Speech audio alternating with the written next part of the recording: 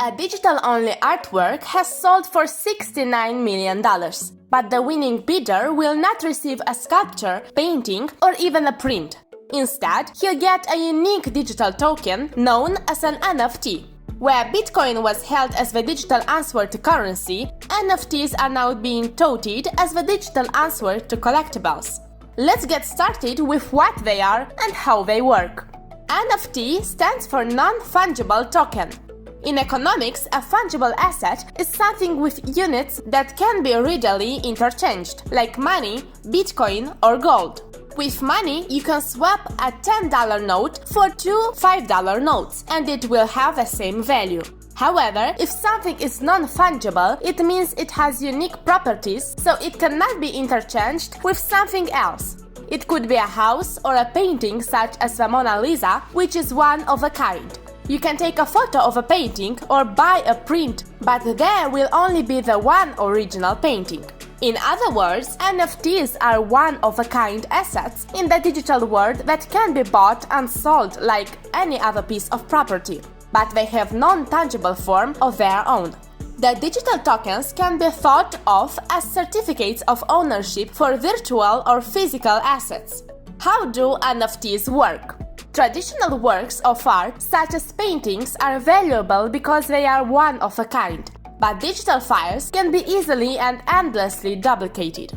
With NFTs, artwork can be tokenized to create a digital certificate of ownership that can be bought and sold. An NFT code has a signature from its creator that authenticates the token on any server, browser, or platform, making it verifiable. They can also contain smart contracts that may give the artist a cut of any future sale of a token. NFTs are typically used to buy and sell digital artwork and can take the form of GIFs, tweets, virtual trading cards, images of physical objects, video game skins, virtual real estate, and more.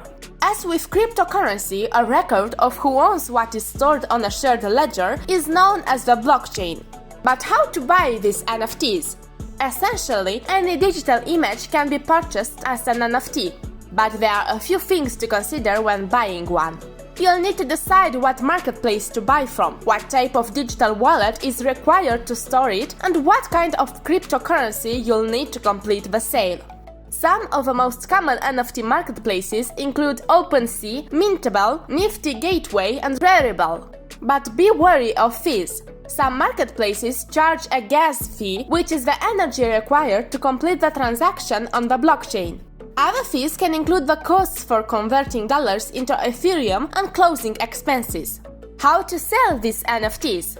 You'll essentially upload your content to a marketplace, then follow the instructions to turn it into an NFT. You'll be able to include specifics such as a description of the work and suggested pricing. Anyone can create an NFT.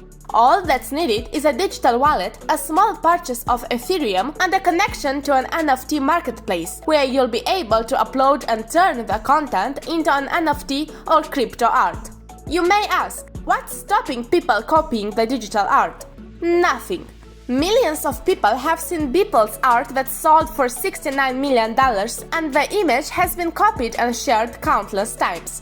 In many cases, the artist even retains the copyright ownership of their work, so they can continue to produce and sell copies. But the buyer of an NFT owns a token that proves they own the original work.